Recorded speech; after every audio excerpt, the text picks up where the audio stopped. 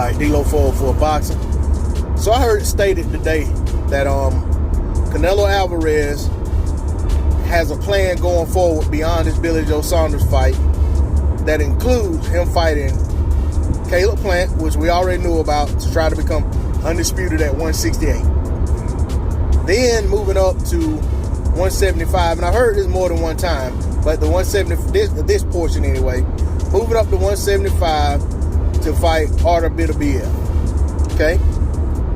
And then, after the Biterbiev fight, not saying at what weight class, but he wants to fight David Benavidez, and then both Charlos brothers. I don't see it happening. I can't see it happen. Nothing in Canelo's history shows me that Canelo is going to run that type of gauntlet, especially after an accomplishment, if he's able to accomplish becoming undisputed at 168. Because that alone is a pass to being able to take a soft touch. And I don't see any of those guys as a soft touch for anybody, let alone for Canelo. Canelo has a pattern of fighting, a pattern of selecting opponents.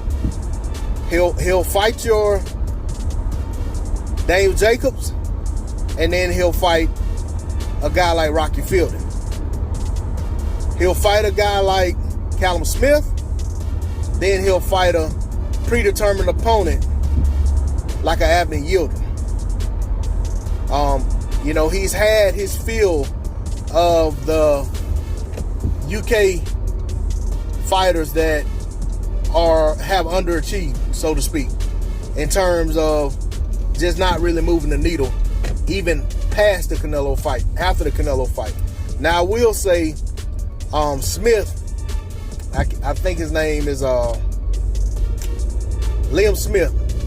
I think Liam Smith has only lost one other time besides his fight with Canelo. He seems to be pretty decent, pretty good fighter.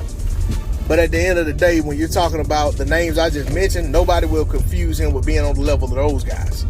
So it's hard for me to conceive Canelo fighting these fighters in succession.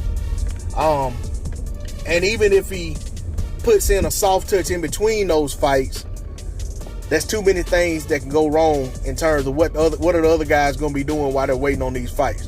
All of these guys, and that's the thing about saying that you're fighting guys that far out. It's too much that can go wrong. It's too many guys.